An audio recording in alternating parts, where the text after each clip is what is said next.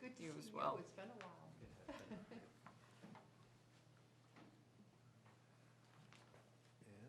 All right, there we go. All right, good evening, everybody. Today is Tuesday, April 8th. It's the monthly meeting of the planning board. If everyone could stand and say pledge of allegiance. I pledge allegiance to the flag of the United States of America and to the republic for which it stands, one nation, under God, indivisible, with liberty and justice for all.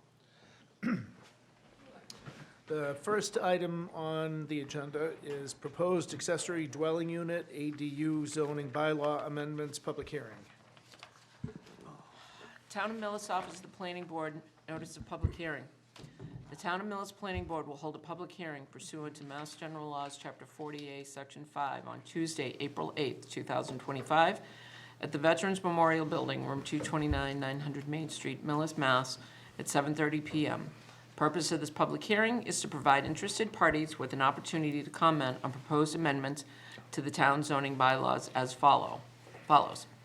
Replacing the definition of accessory family unit with accessory dwelling unit, deleting section 13O, accessory family unit, and re-lettering the remaining subsections, revising section 5, table 1, use regulations, and adding a new section 5H, accessory dwelling units, ADUs.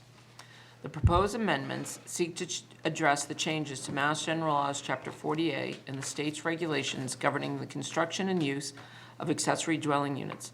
These changes aim to provide more housing options, promote affordable housing, and allow homeowners more flexibility in using their properties. The proposed modifications to the town's bylaws include, but are not limited to, adjustments to the definitions of ADU, as well as size, placement, parking requirements, and other zoning restrictions for ADUs. The complete text for the proposed amendments is on file with the Office of the Town Clerk at the Veterans Memorial Building, 900 Main Street, Millis, Mass., and is available for inspection during regular business hours. It is also posted on the Planning Board's webpage. These changes will appear as an article in the warrant at town meeting. Richard Nichols, Chair. All right, so as Nicole said, the state has put forward a requirement that ADUs be required by right for homeowners. And so the town of Millis could put forwards the regulations a little more tailored towards the town. So we've gone through these and made some tweaks, and then town council had reviewed them. And I think, if everybody's had a chance to take a look at them, I think we picked up most everything that we wanted to do on that. There was one question that we had brought up earlier, that there was the accessory family unit bylaw and the accessory dwelling unit bylaw. And town council said that it would conflict with the current law. So Jay, could you just walk through that, just in case there are questions in the? Well, so what we've done, and we have more or less a template, but that we customize for each town as we continue to speak with the Attorney General and see what they like and don't like in terms of these bylaws. A lot of towns, not all of them, some towns didn't regulate it at all. Or some towns would just have a single line, accessory apartments allowed, or some towns had very complex, old in-law special permit things, or had other words. What we tried to do was, is either eliminate what you did before and just do something new that works with the state law, or make a two-tiered approach where keep what you can of an old bylaw that might allow something other than these 900 square foot ones, if you want to allow 1,200 square foot ones, or ones in different zones, or a second one.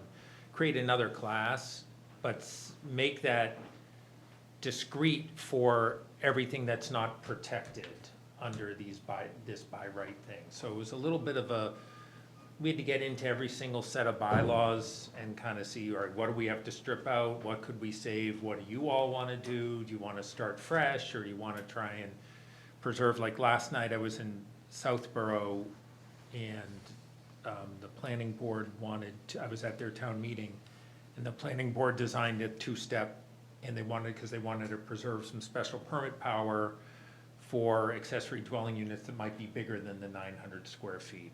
And it ended up, the way they did it, just kind of confusing people. And people were, there was actually a surprising large amount of people were like, no, I want to be able to do an accessory unit by right, so that's all I want. And so it ended up being quite a discussion until we were able to kind of walk everyone through it. So it can be a bit of a delicate balance here. So we try and keep it as simple as we can, because we know that these concepts can be like kind of confusing on town meeting floor. And we know that, following up on MBTA zoning, that they have a certain amount of pocket or kind of latent controversy, like kind of a hangover from all of that too, so we're mindful of that. So the long and the short of it is, when you guys came back to us, you said that you don't recommend keeping the existing accessory family unit bylaw and starting fresh. Yeah, because the nomenclature was confusing to have two different kind of titles to it. Our recommendation was, given what you had and what you're going to, it wasn't like a whole separate class of things that there was trying to preserve. It didn't appear. So we just thought, let's keep it simple. Here's accessory apartments, 900 square foot cap, little site plan review if you want it. And then have at it. And, then we've complied with the state. And we have a little bit of local control over what it looks like on any particular lot. Okay. Does that answer the question, Mike, on that, or are you, since, So, yeah, Jay, with the accessory in-law apartment type that we had in our bylaw, does that eliminate that, going through the zoning board to obtain a special permit? We're eliminating. Okay, so the scenario would be if someone purchases a dwelling unit that already has one, and their intention is to purchase that dwelling unit to have their either mother-in-law or in-laws in there, and that would eliminate them No. 'Cause to get an ADU. No, well, they've got grandfather rights, All right, so, yeah. I understand that, but the question is that then they can do an ADU. However, if somebody purchases a single-family dwelling unit and they want to put an ADU in the back, and they also want to construct an in-law apartment for their in-laws, that wouldn't allow it. No, it wouldn't. I think the way we have it is only one as a matter of right. What some towns have added, and what you're allowed to do, is you can do a second one by special permit. So the state provides express guidelines on that. So in section A2, where we say only one ADU is allowed as a matter of right, some towns just add a sentence, a second ADU may be allowed by special permit. So, in this specific case, we're eliminating the special Well, permit. this is the draft, right? So, The draft. yeah, well, we have to eliminate the special permit No, or I- the with primary the draft. ADU. Yeah, well, but by law, we can't retain only a special permit. We have to allow that first ADU to be by I right. I understand that. So, if, my angle is if some young couple comes in and buys a house, and the price of houses today are pretty Crazy. crazy, right?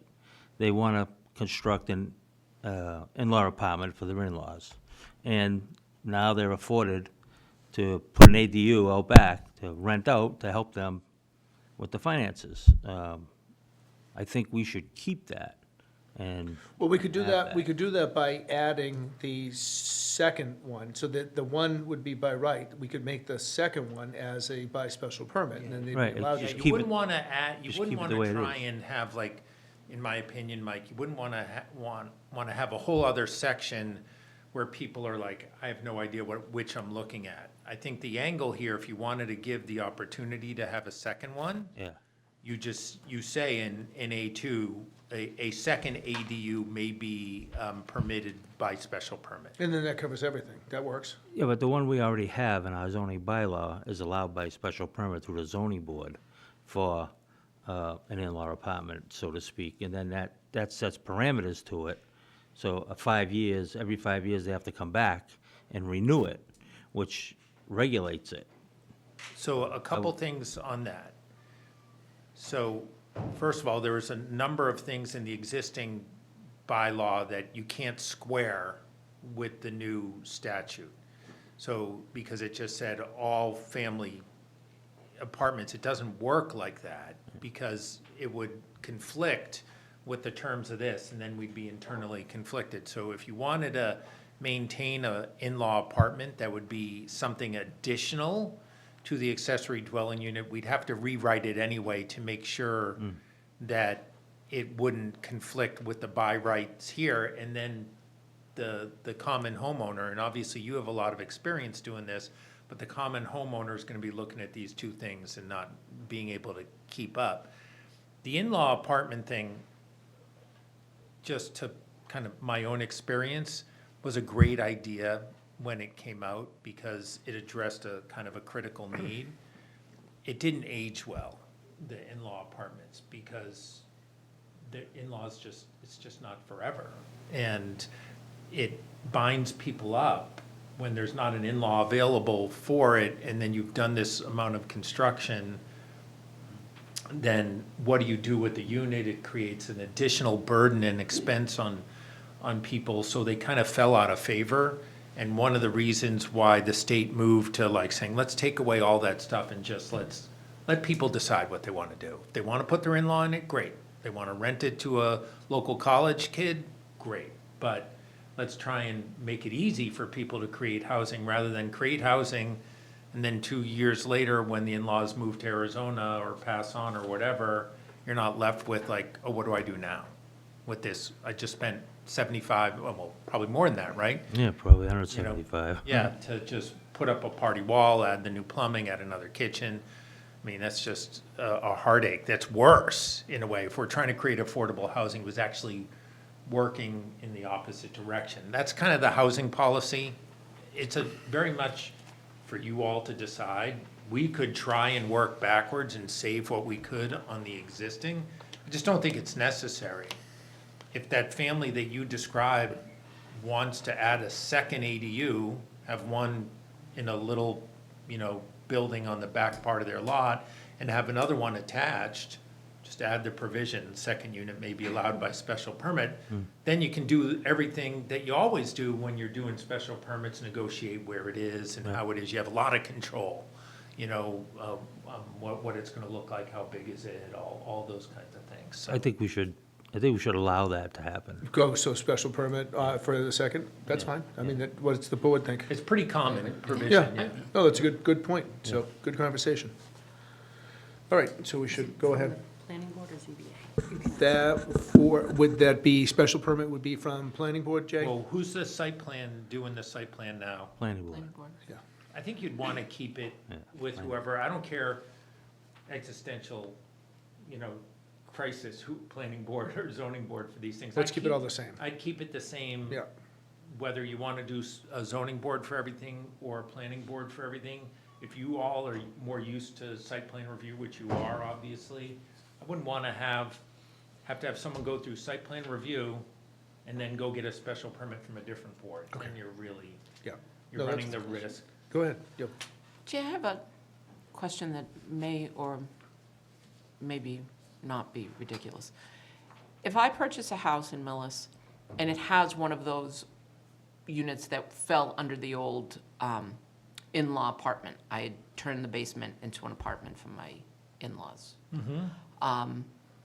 Does that, with the changes in this, does that now become an accessory dwelling unit? It's a really good, we've had this question a bunch of times, Nicole, and I think there's a lot of, to the extent there's people that are actually interested in what zoning lawyers think and talk about it. It's kind of a little opaque sometimes, but we've thought about that a lot. So you went out and got a special permit, and it has like 1 million conditions on it. And you want to do a little change to it. Or if it was restricted to an in-law, now you just want to rent it to that college kid. and Or make if it even feel- now I have the land, I want to build an ADU. So that's a slightly, that's next level question. Okay. I think to the extent that you have restrictions in a special permit on an ADU that otherwise complies with this here, so it's under 900 square feet and the setbacks are okay. I think all those kinds of restrictions probably go away. If there's a deed restriction on it, you may want to go to the board that required you to do the deed restriction and ask them to remove it, because that's on your title. Right. And we've had that situation already in a community where we advised that they go back to the board. It's not like, you could go back and just re-permit what exists if you wanted, but they wanted to sell, and they wanted, and, you know, it was an in-law apartment, they wanted to make it more attractive to someone, so we wanted to remove the restriction. Okay, Now, if you are kind of grandfathered under the old thing, and you have an accessory unit already, and you're only allowing a single accessory unit per, then I don't think you could do a second one. I think Okay. you'd be in this new clause. in the Of- by of- special permit? Yeah. Okay, Yeah, I think so. that was more what I was thinking. Right. Would Just go it to the fall mic. into, Go to the mic. would that person still have the by right for another in fact, another living unit? Yeah, no, I don't, Okay. I don't think it could be tacked on there. Okay, that's what I just wanted to make sure, that now we weren't creating basically 3 living units Yeah, without having any I don't real think control. so. Okay, I wouldn't take that position. Okay, For sure. great. If the building commissioner asked me, I would say no. I thanks. just have a quick question. Ellen Rosenfeld, 12 Evergreen Terrace. The original accessory unit that's already on the books that we're getting rid of, did that have a square footage number to it? Like this does, under 900?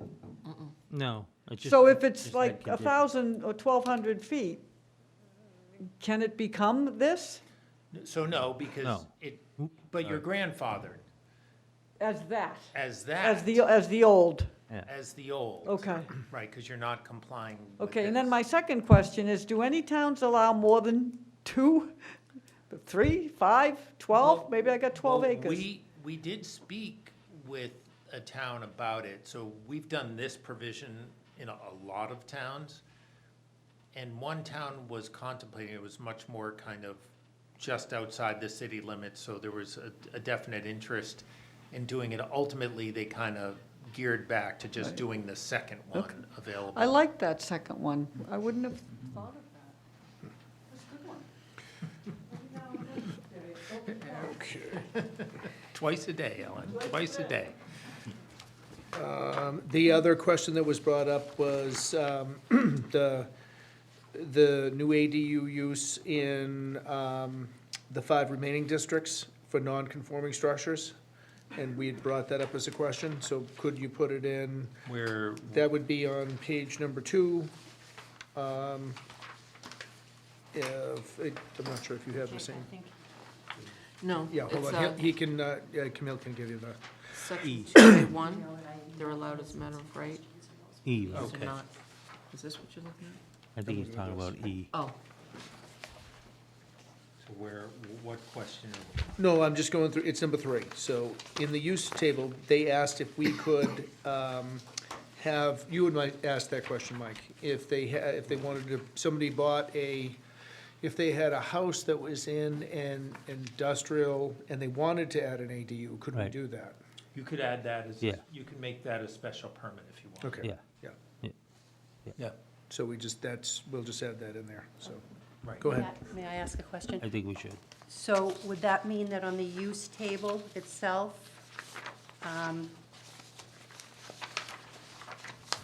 it would be a P? P stands In for all- special permit, or No, a SPB, P- A P is permitted, so in all the residential units, it would be a P right? for accessory dwelling unit. And then in the commercial and industrial zones, would that be changed from an N to an SPB? I think so. For special permitting? Yeah, Okay. and I think you'd probably also want to, rather than say in section A of the new bylaw where it says ADUs are prohibited in all other districts, Right. you would say ADUs may be specially permitted, or, you know, may be permitted upon a special permit in all other districts. Mr. Chair? Go ahead. Would we want to clarify that ADUs in other districts, it's only, they would only be allowed in properties that already had a residence? Because if we just say ADUs are allowed by special permit, could Tractor business. Supply come out and say, we're gonna build an ADU? We've had that clause too, where. I think if we want, because I think the point that Mike had originally brought up, that we had discussed, was if you have a house that is pre-existing non-conforming In the. in a commercial or Yes. residential, So here's why you may not have to even add that language, because it defines an accessory dwelling unit as an attached or detached dwelling unit that is accessory to a principal single Oh, okay. family dwelling unit, so. that was my question. I just wanted to make sure we Right. weren't setting ourselves up that a business or something in Right. the industrial unit says, oh, we're gonna slap an apartment back here. Right, Go ahead. by definition, they have to be accessory to Okay. a single family. So then we wouldn't be putting SPBs in all of the industrial zones then? Well, Yeah, you would. yeah, you Yeah, would. we Yeah, would. you We would. would have to do that Yeah, still? keep, the way you have it written here is the way you should keep it. Special permit. Okay. Well, it says, yeah, I don't know what you're looking, I don't know what you have there. We held out on. The res, You did, you really did. Yes, that's great. yeah, And then we would just make the change to section A, ADUs may be permitted by special permit in all other districts. yeah. All right, I think, oops, sorry. I think those were the high points. Alan, did you have We something? need to consult Jay on the 31 days and on the tandem parking. Yes. Oh, We yeah. can do that. So why don't you bring up that, since you had brought that question up, Alan? On use regulations, number 3, it says ADUs may not be used as short-term rentals for periods shorter than 31 days.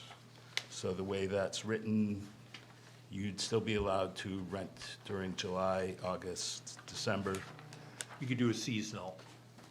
Right, but some months it would be allowed, others wouldn't. So my point is that should be 30 days, not 31 days. Well, but we can't, because the state has keyed that prohibition or that allowance where we can take out the STR, the short-term rental, and STRs are defined under state law as 30 or less. So that's why we say less than 31.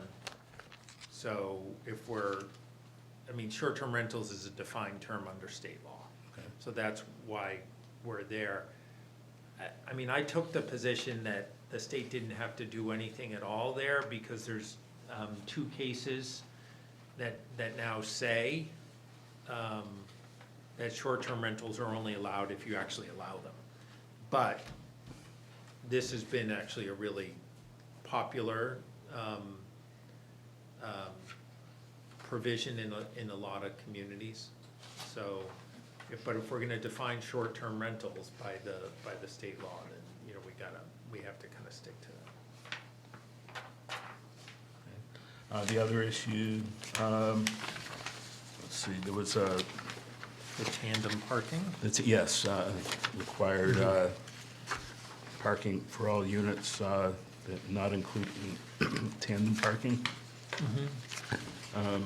My feeling is if a second space isn't actually needed, or if an arm's reach agreement between a landlord and tenant, they're okay with the tandem space, it shouldn't be a problem. It shouldn't be, so here's the reason why, and we can't even really take credit for it. It was actually a building commissioner we work with out of the town of Middleton that started developing it. Do you know Scott? Yep. Out of Middleton, smart guy. Yep. The concern was, okay, parking has definitely been an issue on the state's focus on these as well. If you're within a half mile of a transit station, obviously you can't require a parking space. But the concern was that, okay, great, your only available parking is tandem. You're creating a second housing unit where someone's living independently. If, as the owner of it, you are saying like, well, I got a second space, it's just tandem, and I end up parking in my tenant, you know, and they're desperate for the housing, so they'll take whatever, you know, it's a good buy, and they end up in these parking conflicts with the owner of it, then it was viewed as a conflict we were trying to avoid. So it kind of developed that enough towns were interested in that we added it to our kind of template. I've had maybe a town or two say, now, you know, let them figure it out. You know, it's your property, you guys figure it out. Or if there's on-street parking, people said it's never gonna be an issue because you can always park on the street. If you don't like that clause, we're not wedded to it. There's no legal reason for us to have it. We were just being responsive to some current concerns that we had a number of times over the parking question. So, yeah, remove it if you don't like it. Well, I would say the only thought that I'd have on that is, you know, they don't allow parking on the street during the winter. And so then what happens is it becomes a police issue, which then costs the town money. So, Right, but your tenant may not own a car, you're forcing the landlord into creating second space. We're trying to avoid, you know, impervious area, create additional paved area where it's not needed. If they do, say they move in without a car and then they get a car, if the landlord wants to widen the driveway and create that extra space, then that's fine, but it's, you know. no, okay, I mean, I see the point. Any thoughts? I look at it the exact opposite as Ellen is. I don't look at that maybe if you were building this specifically for your in-laws. And you know, if I'm building this for my mother and I'm moving my mother in because she can't drive anymore. But to me, you build a unit, whether it's a $2 million house or a little 80, you build it for the long term, not necessarily for one specific tenant. And especially if they're renting it, okay, I'm building it and I know I'm renting it to you and you don't have a car, but I have no guarantee that you're gonna rent it for the next 20 years or for the life that I'm owning the house. And if you leave now, you're creating, it seems to me you create. But if the area is physically able to hold a second parking space, that space can be added at a later date. Potentially, I mean, that's why, one of the reasons why we have site plan review in here too, to kind of look at those parking arrangements.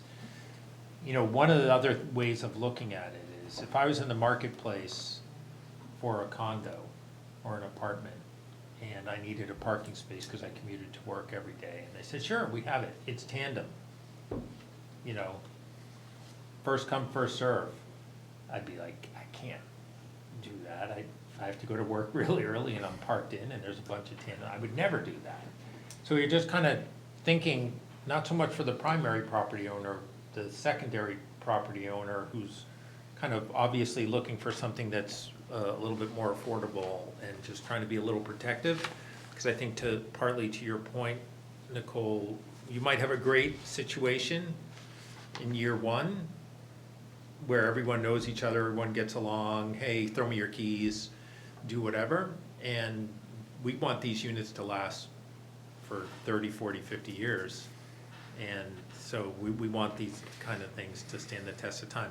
All that said, you know, when you look at your housing stock, especially a town like this, which doesn't really have much of kind of although there are some houses right around the center that have very short driveways and kind of limited parking, in most situations, this is never going to come up because it's a long driveway, or you could do the easy, like, turnout or something like that, or there's multiple spaces on it. So I don't think it's gonna be a problem of significant frequency, but I think we were mindful of the fact that someone could have a very tiny driveway that could just fit 2 cars bumper to bumper, and what does that look like when someone's gotta rush to work and they're parked in? So, just trying to help out there a little bit. But, again, that's a policy question for this board, so there's no legal reason for us to do it. But it's just something that, as we develop these over time, we just saw kind of more and more gravitation. Now, one more question on this. If we go to make a modification to this, do we have to go to a town meeting to do that? If, let's say we put in, you know, we do something and then we want to change it. Do we have to go to town meeting to make a change for that? Yeah. Okay. So that would be the only other thought, is it's not as easy as just, you know, changing it. Yeah, We have 2 town meetings every year. no, I know, that's a good point. So, but literally, this only comes up if your only parking is essentially a Single, 9.5 by 35 feet area, which is a very small number of driveways in this community. So I'm in favor of, I mean, off-street parking for anything that's being built there. How they do it, I don't really, like you said, who cares? I mean, let them work it out. Okay. But there should definitely be off-street parking somehow for each unit. Well, yeah. So, I mean, do what you like. I mean, but also not in every neighborhood can you park on the street, on-street That's what I'm parking saying, too, right? yeah. That most of Millis there's no on-street parking. Right. I mean, 90% of the town doesn't have sidewalks, curbs, or anything else. And in the winter, there's no There's a overnight parking parking. ban from November Right. 15th through, not till April 15th. Right. It's on TV. I have to say one comment. She has to, she just, this is the last one. Because I'm telling you, the Ellen Rosenfeld, 12 Evergreen Terrace, you think that this is a neighbor problem. They will call the town. They will call the town because they don't know what else to do. They won't call the police, they'll call the town and they'll say, why did you do this? I'm trapped, I'm this, I'm that. It'll go to the building department first. Or potentially all three. Jim will get a call, everyone gets a call. All right, go ahead, yep, go ahead, one more. One more question. On Liz's last page, the 3 where I asked about amending the table to allow in other districts, and her comment was, you can allow by special permit elsewhere, like you already stated, but will need to add requirements for the special permit or reference to an existing section. I'm not too worried about that. Does really. something need to be added? Does that mean something needs to be added here? No, or because no? I think what you're you don't have to have different special permit criteria. Okay. This is just gonna go to your generic special permit criteria. Okay, Don't forget, the second ADUs are all going through site plan review anyway, so you would get, for the special permit ones, you're getting the site plan, so it has some specific criteria, but your generic special permit criteria is sufficient. okay. And just to clarify too, that even though it's permitted by right in the residential zones, an ADU, the first one, it still requires site plan approval. If that's, That's what it states in that's what it states. the bylaw. And the only admonition that we got from the state is just only regulate by site plan review what you think you need. Which is why, when I was drafting these, I kept it to these 6 criteria, because we're not trying to be jerks to people. That's why are you making people do this? Like, well, it is different, so we want to just make sure that they work, that there's no parking conflicts, that someone's not putting up cinder block buildings in a neighborhood of colonials, things like that, so. And may I, just one more question, just about permitting. So this would require, I don't know if this involves town council at all, but basically for anyone who wants to get a site plan approval for an ADU, they have to file the application, so there would be application fees. Does this require a consultant review fee, or does the board just go over these 6 by themselves? Because we're talking $350 Well, and we're then not including $2,500. drainage and, I think in maybe a rare circumstance you would, but I think in most circumstances, this is really just looking at the plan and saying, how do these buildings relate to each other? So it wouldn't require, you You're folks would allowed just to, do it? you're permitted by law to do it, don't get me wrong. I So the think only- it's gonna be pretty rare when you're gonna have to resort to technical review. These are more aesthetic and kind of planning issues rather than technical issues. I think the only thing that you'd want is any wetlands thing. I mean, that'd be the only thing. Well, they'd have to go to the Yeah. Concom anyway if they. Yeah, so they'd have to provide a site plan that had the wetlands delineated on that. And is that in the, It's part of the site plan that, review. okay, so that They'd would have be to go to there. Concom for any approvals. Okay, if all they're right, so that allowed. takes care of that. That's part of the site plan. Okay, What about septic capacity? that's in there. That's It in said there. it has to be, it has to have septic Yeah, capacity. there's no Gotta put water and exemptions from any septic. of that stuff. Just to circle back to the tandem parking thing, so where do we end up with that on the, so you're for it, Nicole? I'm for it as the way it's written here. Okay, Jim? Okay, so, Just one comment for Yep. drainage.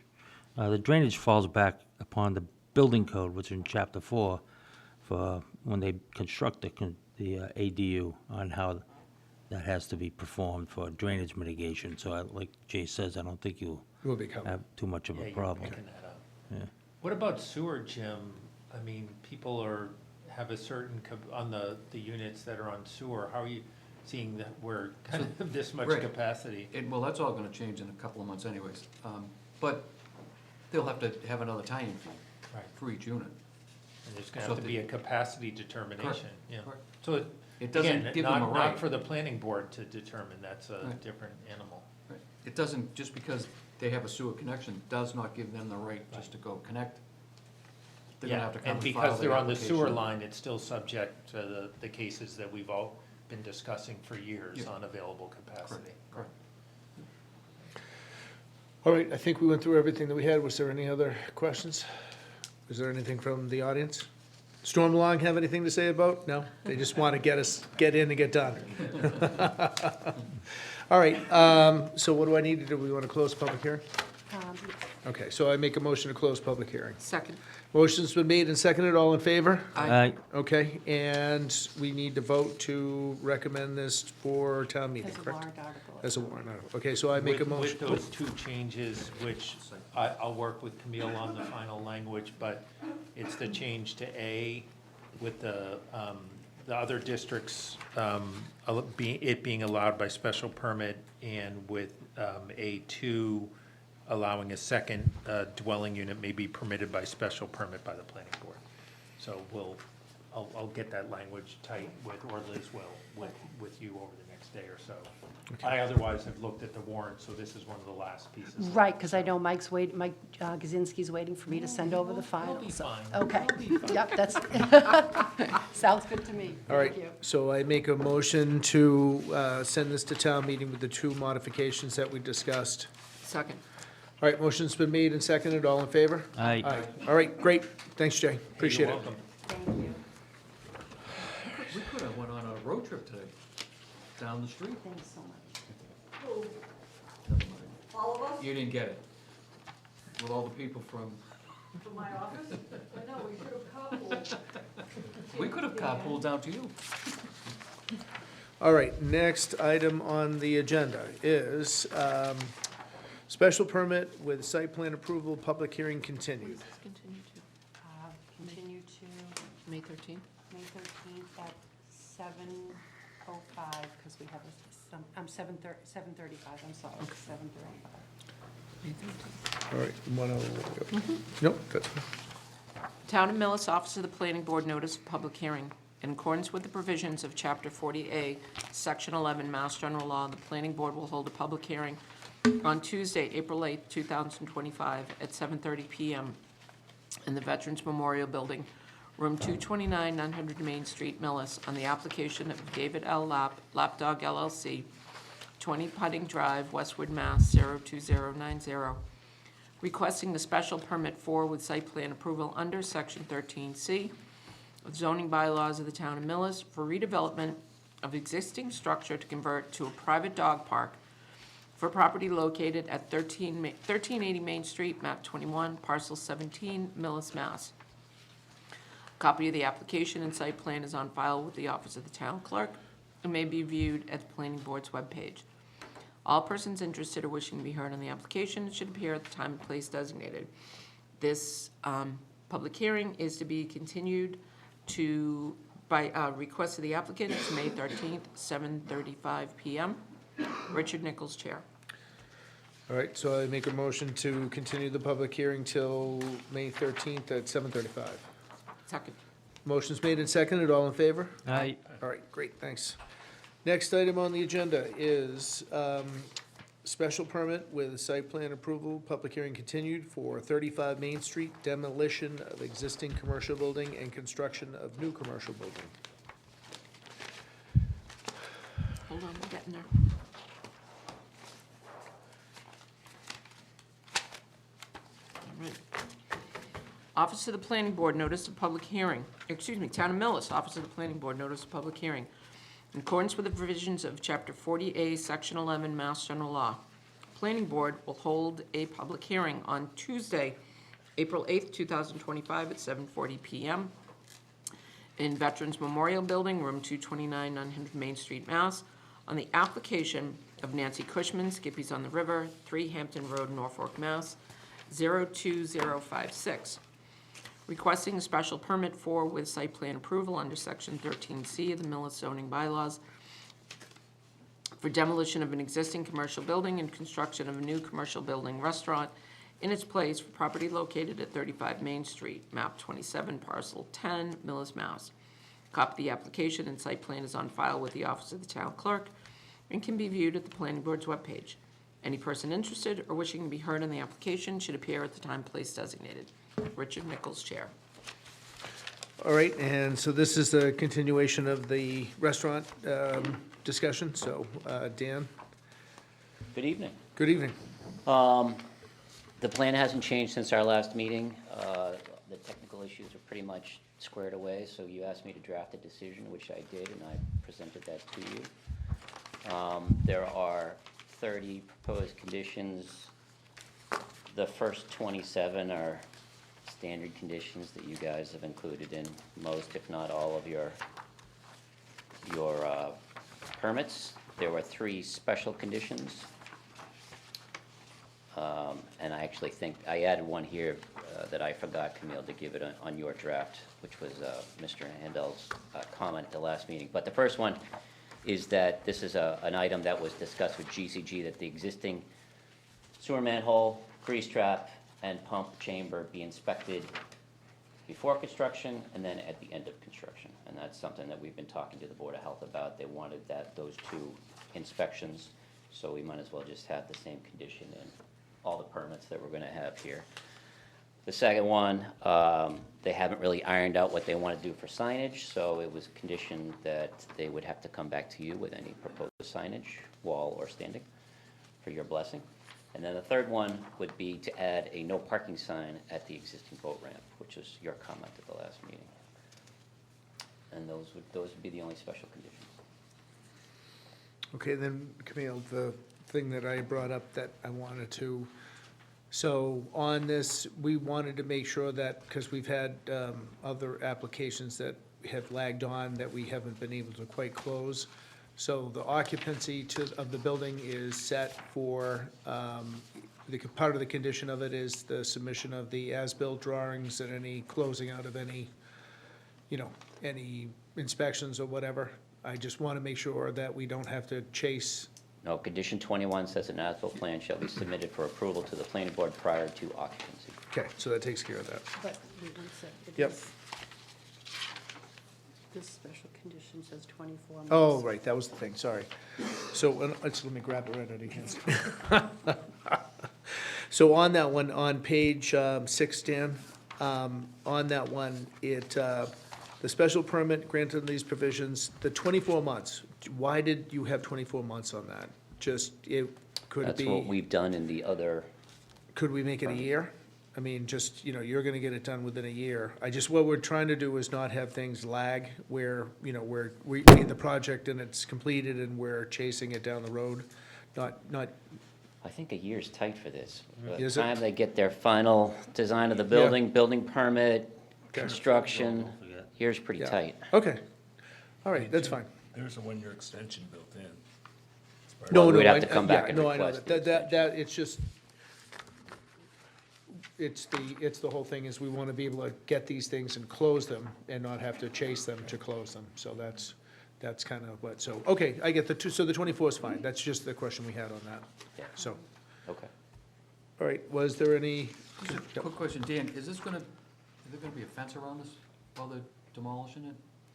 They may elect to, I didn't call for it. If you want it, you can include that as a condition. I'm just, thinking of people, they're gonna use that property, whether you have a no parking sign or at the boat launch or not. Well, that's the thing is, I mean, if you put a construction fence up, no one would be able to use the boat Right. launch during construction. So, I mean, I'd be comfortable as long as the owner is comfortable with whatever. yeah, and they may elect to put a Yeah. construction fence up, just And that's for, how I'll leave it. I'm okay with that.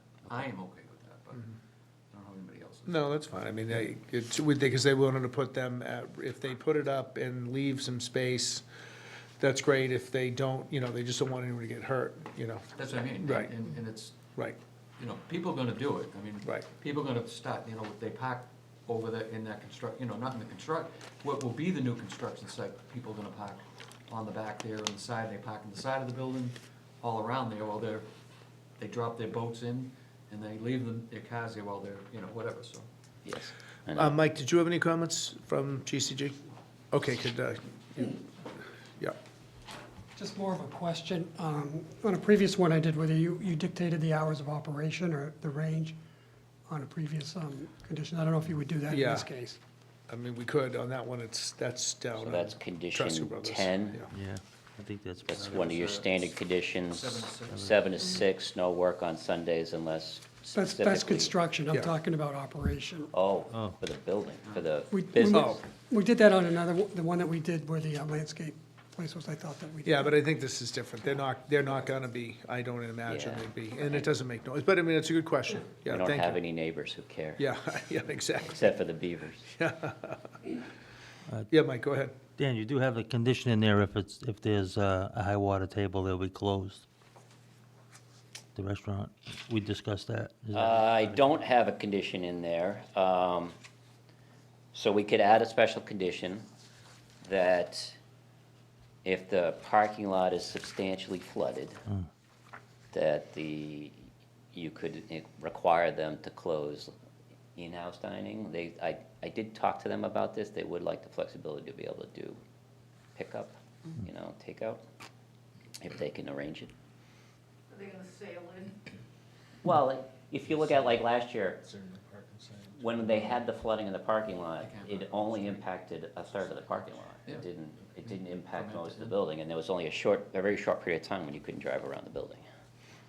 So, See the news tonight? Hmm? Did you see the news tonight about all the flooding all over the place? I'm just saying the things, the whole project's in a flood zone, so. I know. You never know what could happen. And obviously, they're not gonna be able to, if the parking lot's underwater, the site's underwater, they're not gonna be able to operate. But there's that gray area of, okay, if 10 feet of the corner of the parking lot's flooded, does that mean they have to shut down? Yeah, I mean, What's- you wanna do substantial flooding of the I think you need to parking lot. define that, because the mean, and minute you I use the think the term thing with it is- substantial, what I consider substantial and what you consider substantial could be two different things, and you don't want to be placing the applicant in the position of, what's the definition of substantial? Well, So I that think means if that- we're going to place that as a condition, we need to Define it. define what substantial means. Okay, Because why put the applicant and the police, because they're the ones that are gonna get called at 10 o'clock in the in the evening or something, they're at 8 o'clock, and any thoughts on what you would like to do on that, Dan? You could say that If the road's closed. if you can't drive around the building, Yeah. that the restaurant can't be open for in-house dining, Yeah, does that work? Okay, that works. okay? Because that happens. I mean, as we all Yeah. know, Yeah. that more often than you think. And it wouldn't be unusual to have somebody go down there and say, oh, no, I can make it, Yeah. which we've all seen that happen as well. I can drive around the building. I would definitely do that. Well, yeah, but you got a bigger truck. True. I've seen people in little two-door Toyotas drive that down at that bridge, so. All right, so I think, is there anyone in the audience who has any comments? No? Okay. All right, so, let's see, we closed the public hearing, correct? Or That's what you have to do. Yeah, okay, so, I couldn't remember, it's getting late, I'm starting to fade. So I make a motion, unless there's anything else, I'll make a motion to close the public hearing. Second. All right, motion's been made and seconded, all in favor? Aye. All right, and since we're all here, I make a motion that we approve the special permit for 35 Main Street with the conditions as presented, Second. with the added conditions, yeah, Condition 31. Yeah. As discussed. yeah. And, okay, so the motion's made and seconded, all in favor? Aye. Aye, okay. All set, Thank you very much. good, thanks, Dan. Just going to stay right here. Okay. All right. So next item on the agenda is special permit approval, public hearing continued for 725 Main Street, proposed cidery and existing building. Thanks, Mike. Town of Millis, Office of the Planning Board, notice of public hearing. In accordance with the provision, fourth time I've said this. Thank In you. accordance with the provisions of Chapter 48, Section 11, Mass General Law, the Planning Board will hold a public hearing on Tuesday, April 8th, 2025, at 7:45 PM in the Veterans Memorial Building, Room 229, 900 Main Street, Millis, on the application of Shannon Edgar, Stormalong Cider, Inc., 12 Sewell Brook Lane, Sherburne, Mass. 01770, requesting a special permit for with site plan approval under Section 13C and 13S for a portion of the building to be used for a craft microbrewery distillery for property located at 725 Main Street, Millis, Mass. Map 24, parcel 60. Property owned by C&A Partners LLC. Copy of the application is on file with the Office of the Town Clerk and on the Planning Board's webpage. Any person interested or wishing to be heard in the application should appear at the time and place designated. Richard Nichols, Chair. All right, and so this is this is going back to the brewery in the old Inn and Hope building, the Curtin Warehouse. And so you want to give us the update on what changes that you made? Yeah, there was no change to the site plan. There was a change, we had a nice discussion about the wall mural that they want to do on the front of the building, so we've removed all of that. So I gave you an updated elevation. Just has the one wall sign, which is smaller than the 45 square feet that's allowed. And then there's a detail on the existing standing sign that meets the bylaw as well. Drawing makes me feel a little blue. It's a little blue. Come on, I had to say it. All right, well, that's, I mean, that's, you know, Do people see what I have to put up? that's what my wife says too. That's why I like her. All right, so, And then I did draft a decision. Yeah. This is, you guys waived site plan review because there's really no outside work of substance. So all of the construction-related standard conditions came out, but the first 12 conditions are standard conditions, and the only special condition I had, which was Rich's comment, was with respect to the loading, the parking over here. So I did look at it, these are all box trucks, they're not big trucks, so I don't think there'll be a conflict, but I did put a condition in that said, with respect to the existing loading bays along the west side of the building where the proposed use will occur, the applicant shall be responsible for ensuring that the existing parking spaces located directly opposite those loading doors are used by staff and employees in order to minimize interaction between truck traffic and automobile traffic. Signage shall be added to those 11 parking spaces. okay, that makes sense. Yeah, just so we don't have, it's, Yeah, somebody stumbling Yeah. out and, right, or parking Losing themselves in behind the trucks underneath the that, truck. yeah. So, Mr. Chair? go ahead. May I ask a question that is Right in the trash. not regarding this, but that is under microbrewery? And since we have the applicant here, maybe he could share his expertise? I hope I'm not throwing a curve at you. No, Shannon. Jim and Mike and I are part of a committee that is reviewing all of our zoning bylaws. In our bylaw, we have a definition of microbrewery that limits the capacity to 10,000 barrels per year. We've been on a hunt within town hall records and we have a limit for distillery, for cidery, for the microbrewery. And I've found that the state definition, or the definitions of, for capacity on microbrewery is actually 15,000 barrels. Do you have is there a category, because we're trying to figure out why our limitation and our bylaws are lower than what we have found to date. Is there a distinction between a business that does 10,000 and a business that would say do under 15,000?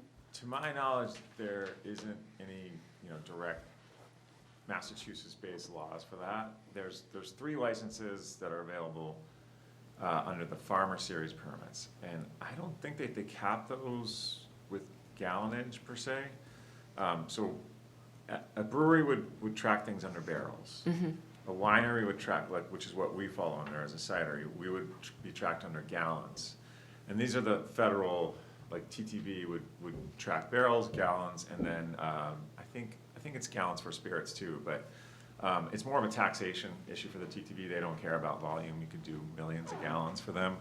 The state, there may be a certain point where they want you to have, rather than a farmer series, they want you to bump up to a manufacturer's license. Right.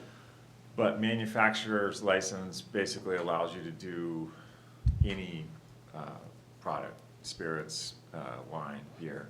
It's usually, there's only a handful in the state that would have, like Harpoon or something like that. That would have a manufacturer's license. But it seemed to be, like, I was a little bit, I guess, scratching my head a little bit too of where that number had come from. I think it doesn't present an immediate issue for us, but, 5 years from now, it's not any more disruptive, to go from 10,000 barrels to 20,000 barrels. Like, it's not gonna make if you go from 10,000 to 1 million, or, it's a different deal. So I'm not sure how you would handle the cap. But I don't know where it came from either. What would you be comfortable with? I have a question. Is there a cap in the town on what we could produce? In theoretically? our definitions, in our bylaw, it has microbrewery, facility for the production and packaging of malt beverages for distribution, retail or wholesale, on or off the premise, which has a capacity of no more than 10,000 barrels per year. And because there are a lot of these terms that we're actually going and researching and because they're not terms anyone on this board, in this committee uses on a regular basis, and saying, and I'm finding microbrewery is not actually the legal term. It's, the licensing term is a farmer's brewery, Right. and we're finding that microbrewery is just kind of the common word that's used, but yet we're using it to define like a malt beverage. So we may end up actually wanting to correct that terminology, but in doing so, I was finding that numbers seem to be showing 15,000 gallons, and as I said, Jim and I have requested the town administrator's office. There is a young girl that works there that is in search of the needle in the haystack 4 minutes from 2013, when there was a committee that created all of this. So I just thought, while I had you here, I would pick your brain and see if you were aware, is there a distinction within the business between 10,000 gallons and 15,000 gallons? I would say we're pretty close to And I know I'm 10. picking No, it's not that, no, Well, more question. so that language, the language for winery, I can't remember what because it does address cidery in there. Yes. But I think it was higher or something for cidery. There's different language, Nicole. If you look at the use table, the 10,000 barrels per year is for malt, cider and malt beverages. Right, and then the And then it distilleries, says- but what we were Distilleries- finding is that, Yeah. from what I could find under state statute, it's actually 15,000. Yeah. So I was just trying to see if Yeah. there was Well, maybe some nomenclature is there a distinction in your business that would have caused 10 No. years ago the town to come up with 10,000 versus 15? I would say the guidance would fall back to the Alcohol Beverage Control Commission, to the state level, Massachusetts license, because, again, there's two licenses at play. There's a federal license that TTB approves, it's your basic permit to make alcohol, and then there is a farmer series permit, if that's what you're applying for at the state level. And a lot of times the farmer series is what you're using. Number one, the pouring permit options are more flexible for a farmer series than manufacturer series permits. But I don't know, I can't remember if there's a stipulation on that caps the gallonage. I just, we're not quite at what the number is right now, and I just kind of assume that, like, if we did get into a situation, we would have to come back to you guys and talk to you, and rather than trying to, like, rewrite something now, which I guess that could be possible. I just didn't know how difficult that would be at Well, this and stage. my question was, since they're redoing it, are you guys gonna, see about the higher number since we're Well, low? that's Yeah. one of the things we're looking into, Yeah. because we have, it's taken 4 meetings, and we're only halfway through the definitions section. Page 8. Well, I have to do an update next, so. If you guys would like to make the change to 15, we would welcome it. I think at our scale, we're not talking about, wanting double or triple that ever, really, because of restrictions on ability to get the kind of apples and material that we want to work with. But yeah, the change from 10 to 15 would matter to us in the next 5 or so years. Yeah. Well, and we want, because we have this committee that has been tasked And with going in 5 through or this- 6 years, they'll be done with Yeah, that, because they'll made it through the definitions. We'll be on page 15. I also, Hey, we meet more often than this board does. We You'll meet. do a cider or a winery anyway, right? You won't force that into the brewery. No, it all kind of, this has more to do with the definitions, and then Syrie Distillery Brewery. Make it a all different fun- capacity. Oh, absolutely, well, yeah. Mike, With, sorry, I didn't interrupt. no, I'm just, you're not challenging it, but if the next company comes along and they say, well, the licensing says 15, why do you have 10? None of us have an answer for that, so that's why we're, I think we're challenging it more than. yes, right now, our committee is, we're just trying to come up with answers, so I figured, since I had you here. I think to me, the law was added on the books because there was like a pretty significant increase in what microbreweries or tap rooms and things. And so when that era was kind of entering more, like people were, trying to put some kind of definition and parameters around it, and that's probably where these came from. And those type of businesses are typically more on-premise oriented, where the consumption is on-premise, whereas our business has been built on the wholesale side, so we've always been a volume-based business, and now we're adding a tasting room. So like, we're already at a higher volume because that's been our principal business, and now we're adding a tasting room, whereas most people would approach it from the reverse. And they would, so that would be a lot of for a tasting room that's only serving on premise, that's like Treehouse and higher, which, big production, so. But yes, it would definitely be helpful, but we also can stay in touch and discuss it with you guys. And I wanted to circle back to the review. I just had a question that are you all set with that, just because I wanted to. Oh, yeah. Before I forget what I was No, gonna no, no. ask. So the one question that I had on the condition on page 6 of 8. So you had, what did you have? Special events and activities. So I just wanted to walk through that again, Dan, on that. So on that one, applicant indicates that the interior tasting room could be used for nonprofit benefits, weddings, wine, and catered food events. And then that would be any necessary permits applicable from the town department. So that, basically, the question I would have on that, the only thing that was there would be a limit on you have the room size, which has a limit of numbers, correct? Is that where the limit, the only thing I worry about is, you have a wedding, you fill the room, you fill the parking lot, you fill the Inn and Hope parking lot, you know what I mean? That's the only concern I have on that. Go ahead, Mike. The plans and specifications will have the use of each space when the architect submits the building permit. He'll also have the occupant load. And that occupant load has to be posted. So, but you could, and I'm, like I said, just, when I read it, that the only thing I brought it up is, okay, so you have a wedding, you have 300 people, you have 300 people inside, you have a tent on the outside. You know, I mean, there is the ability to bring the capacity up, and the question is, would that be your intent on that? The only thing I'm thinking is you fill the whole parking Yeah, lot, no, you no. know? So my understanding would be, and Dan, you can chime in too, but, so our alcohol licensing is pretty specific to what it allows, right? And it's very much footprint driven, like, here's the walls, this is your capacity, et cetera. Occupancy, I think would be the same thing. If we were gonna have a scenario, which is unlikely, but one that you're talking about, that would require a special permit that we would have to go and ask, define and then ask the town Right. for.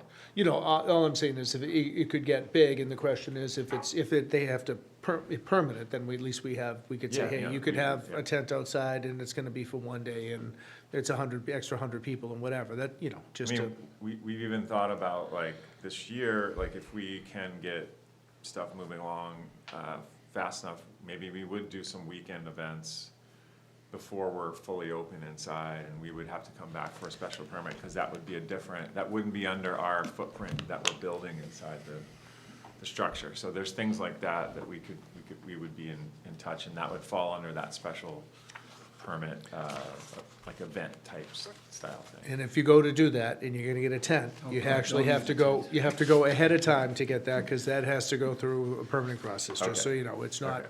as simple as, Yeah. right. Right, yeah, so, okay, so I think that answered their question. Like I said, that was the only thing when I read it that, I could just see, Yeah. Sure. So, go ahead. Typically, these kinds of events are inside the building, they're in the tasting room, but they might involve a tour through the production area. They might just, like, during construction, before they get the inside all squared away, if they have product on site, they might get a food truck or something, they need special permits from the town, from the Board of Health for that, that's a different kind of thing. But they're not envisioning having a big tent in the parking lot. Yeah, no, I mean, I'm not saying it's a bad thing. I'm just saying that there would be the capacity of, you could, He's trying to drop a hint. No, I am, Danny, sorry, Debbie Downer, that's me. Because I always think of the worst case, Sure. and that's, so we've eliminated that. I feel better about that, so. So just on an up note, I took your first drawing and I took it around the building here, and I gotta tell you that, they were much more happier with the mural, with the people in this building, much more, they like that Yeah. a lot more than they'll like this. So they'd like to do this, but we're gonna come back for another Well, that's a- application, and we'll try Yeah, to figure yeah, this out. Yeah, yeah. Yeah, I mean, The pulse of the people in this building, and most of them live in Millis that work in this building, they like that. Yeah, we would like to showcase and do something. I mean, our artist, James Weinberg, who's been with us since the start, he's a very good muralist. He's done work throughout Somerville, Cambridge, he's done it with a lot of stuff in the city, and gets hired to do these type of things by Fortune 500 companies and things, and so we want to come up with something creative. We think it could even tie back to some of the history here, and everything, and we just haven't had the time to, we just needed some of the parameters before he spins his wheels and starts doing so many designs, and we also, quite frankly, need a special permit as well, and so we would rather talk about We were that. essentially advised that, Right now, in order to move get one of these that complied with all of the signage bylaws, it might take several reviews. And so we're essentially starting with a blank slate that James will paint over and maybe with, whatever we send for final approval might be more blue and They like the incorporate captain. more of that background. Everybody like the captain. But that is our hope, to put up a mural, this year if we can, but that we're gonna sort of start with this approved Yeah. template and Well, then work up. It's all about zoning and codes, that's what we're trying Yeah. to just comply with. And the mural kind of gets into a gray area, which gray areas are not always easy to. He's bleeding with the pen. Was there any He's other? ready to go. I did. Yeah, was there any other questions from the board? Yeah, I just have one for Dan. Yep, go ahead. The freestanding sign, Yeah, is that existing? yes. Is it, It has the Inn and Hope signage all over it now. do you know the height of it? I don't know the height of it. Doesn't show it on. It's there now, I don't know the height of it, but it is standing there now. It has Ann and Hope and the curtain Warehouse. warehouse sign on it. It's all that old signage from Ann and Hope. Right, okay, so maybe if you can just put on the plan somewhere it's pre-existing non-conforming, Sure. that would help future issues. Yep. Thank you, Okay. that's it. All right, are there any comments from the peanut gallery, the audience? Ellen? You have to go to the microphone if you're gonna say something. There's someone else, there are other people in the meeting that are I not don't know, necessarily Ellen peanut gallery. Rosenfeld, 12 Evergreen. I don't know, are they considering the mural as a sign? Is that why it's not allowed? It's too big. It's too big right now, for now. There was a long discussion about it. Yeah. We're just, Right. this is step one of two Yep. steps, so we want to deal with the mural later. Later. They want to come back to another meeting and hang out with us, that's what it is. That's so. right. We like you guys. All right, if there's nothing else, I make a motion to close the public hearing. Second. All right, motion's been made and seconded, all in favor? Aye.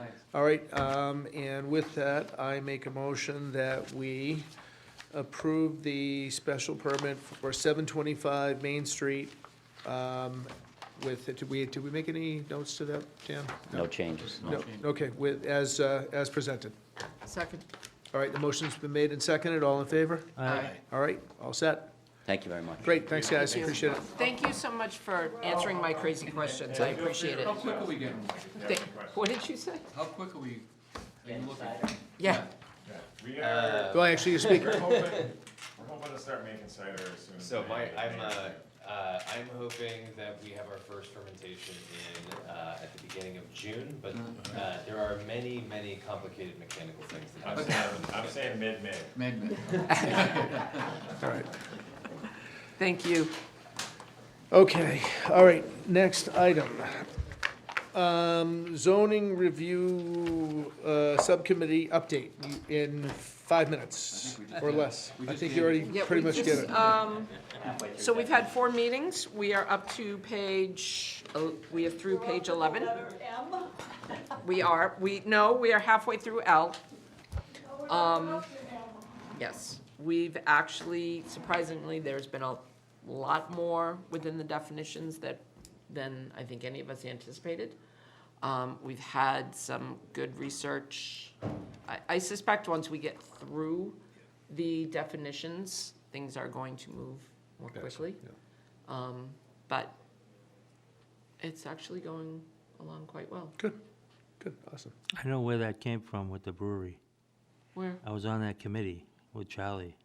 It was the consultant that we had. Yes, I was on that with you. Yeah, and they're the ones who proposed all of that. MAPC, Yeah, MAPC came up, they gave the template, but I didn't know if there was, that's what Sam Beaudry is looking for right now, or minutes.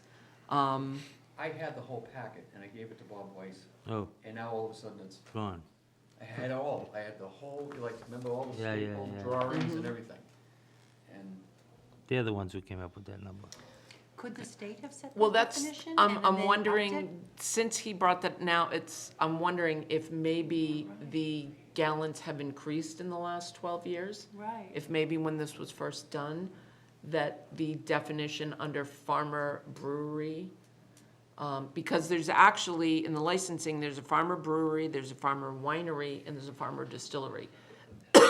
And cider falls under brewery. Or, no, cider falls under winery, because it's the fruit. But we have a definition for cider, but again, those definitions all have lower capacities than, so I'm gonna see if, that's what I thought of tonight too. I'm wondering if I can go back through the general laws and see if I can see if the state has increased, and if the state has increased it, then there's, Right. then we can discuss, is there a big difference between 10 and 15,000? All right, next item on the agenda is scheduled meetings, so we have to schedule one for June. And approve minutes still. And approve minutes, so, hold on here. Let's see here, so April, May, June. April 13th, no, May 13th, and then, Just so everybody knows, May 12th is my birthday. I expect a lot of celebration on the 13th here. Okay. We will, June, so June, 10th or the We're 6th. over May. no, we have No, we have May No, I 13th. know. May 13th, yeah. I would say maybe the 10th, so there's at least 4 weeks between. The 10th is fine, I can do that. That's my 1-year anniversary for my back surgery, so that's fine. Sounds good, I'll be able to remember it. Do you want to do July while you're here, or do you want to? Why not? Okay. 3, 4, July 8th. Let me do this, hold on, just got you, do this stupid thing, sorry, hold on, I gotta put in.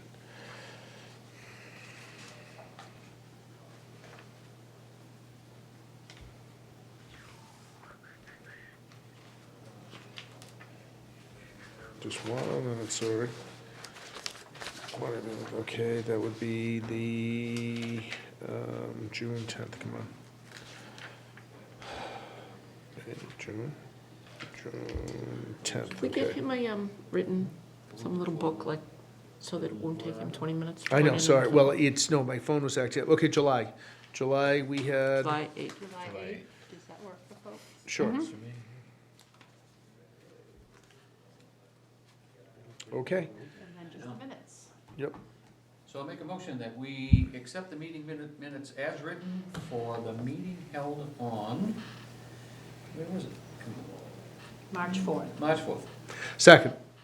Motion's been made and seconded, all in favor? Aye. Aye. All right, good, so with that, I make a motion to adjourn. All in favor? Aye. All right, good. All right, good night, everybody, thank you.